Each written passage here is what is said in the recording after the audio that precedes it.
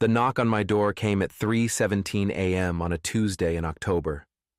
I knew the exact time because I'd been staring at the ceiling for hours, unable to sleep since Marcus had disappeared into the Algonquin wilderness 2 weeks ago.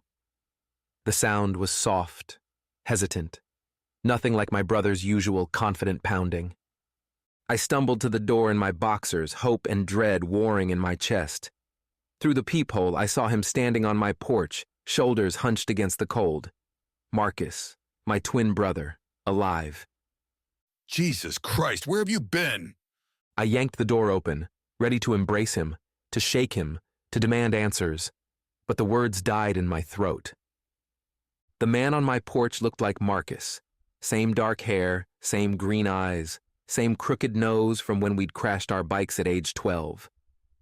But he was wrong in ways I couldn't immediately articulate.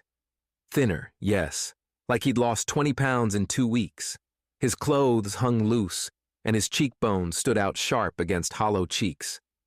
Danny? He said, and even his voice was different, quieter, careful. Can I come in? I stepped aside, studying his face as he entered.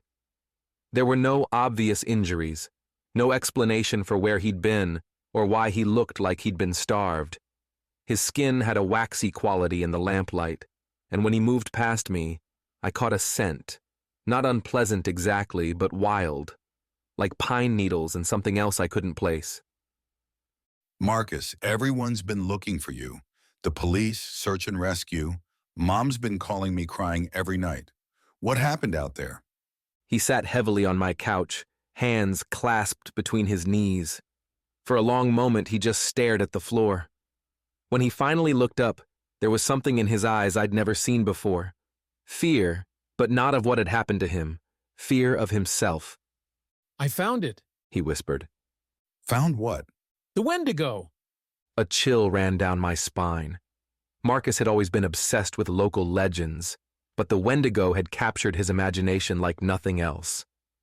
The cannibalistic creature of Algonquian folklore born from humans who resorted to eating human flesh in desperate times. For months, he'd been convinced one was stalking the deep woods north of town, pointing to missing hikers and strange sounds in the night. Marcus, you're scaring me. What really happened? He was quiet for so long, I thought he wouldn't answer. Then, I was tracking it for 3 days, following signs, broken branches, claw marks on trees, that smell. God, that smell. he shuddered. I finally found its lair in a cave system near Ghost Lake. There were remains, old ones, fresh ones. I sat down across from him, my mouth dry. And? It found me. His voice was barely audible now. I tried to run, but it was so fast, so hungry. It cornered me in a dead-end passage. He looked up at me then, and I saw tears in his eyes. I thought I was going to die, Danny. I thought about you, about Mom and Dad, about Sarah and how I never got to marry her. But you got away. No, The word hung in the air like a physical thing. I didn't get away. Something cold settled in my stomach. What do you mean? Before he could answer, Bear started barking in the backyard. My German shepherd, who'd known Marcus since he was a puppy, was howling like something was trying to break down the fence. I'd never heard him make sounds like that, pure terror mixed with rage. Marcus flinched at the sound, pressing himself deeper into the couch cushions. That's weird. I said, standing. Bear loves you. He always... Don't let him in. Marcus's voice was sharp, desperate. Please, Danny, don't let the dog near me. I stared at him. In 28 years, I'd never heard my brother express fear of any animal, let alone Bear. Marcus was the one who'd rescued the shepherd as a puppy, who'd trained him, who'd taken him on every camping trip until... How long were you really gone, Marcus? 2 weeks, you said it yourself. I know what I said, but that's not what I'm asking. He was trembling now, barely perceptible shakes that reminded me of a small animal caught in headlights. I don't understand. But I was beginning to. Little things that hadn't registered at first were adding up. The way he sat too straight, like he was concentrating on appearing human. How he hadn't asked about Sarah, his fiancée, who should have been his first concern. The fact that he'd come to my house instead of his own, or hers, or our parents'. And the smell. I finally recognized it now. The metallic scent of old blood mixed with decay. Show me your teeth, I said. What? Show me your teeth, Marcus. He pressed his lips together, shaking his head. Danny, you're freaking out over nothing. I'm just tired. I'm traumatized. Show me your goddamn teeth! My shout echoed through the house. Bear's barking intensified, and I heard him throwing himself against the back door. Marcus, or the thing wearing Marcus's face, slowly opened his mouth. The teeth were wrong, too sharp, too many. They filled his mouth like a shark's, row upon row of yellowed points designed for tearing flesh. As I stared in horror, a thin line of saliva dripped from the corner of his mouth, tinged pink with blood. Danny, It said, and now I could hear the difference in its voice. The wet, hungry undertone that had nothing to do with human vocal cords. I'm so hungry. I backed toward the kitchen, my legs shaking. The thing that looked like my brother rose from the couch with movements that were too fluid, too predatory. Its joints seemed to bend at impossible angles. Where is he? I whispered. Where's my brother? It tilted its head, and for a moment, something that might have been genuine emotion crossed its face. He's here. It said, tapping its chest. Some of him. The memories are so vivid, Danny. I remember building snow forts with you. I remember the scar on your knee from when you fell off your bike, trying to impress Jenny Morrison. I remember how proud I was when you graduated medical school. Tears were streaming down my face now. But you're not him. No. It agreed sadly. He fought so hard, your brother, even when I was consuming him. He kept thinking about you, about how much he loved you. Those thoughts taste different, sweeter. They're the only reason I haven't killed you yet. My hand found the knife block on the kitchen counter. Not that a knife would do much good against something that had torn apart my brother in a cave system 50 miles from here. He asked me to do something. The creature continued, moving closer. As he was dying, he begged me to come see you, to tell you he was sorry. For Sarah's ring, he was going to propose next weekend. For missing Dad's birthday. For being stupid enough to go looking for monsters in the dark. It was close enough now that I could see the pale, stretched quality of its skin, like it was wearing a mask that didn't quite fit.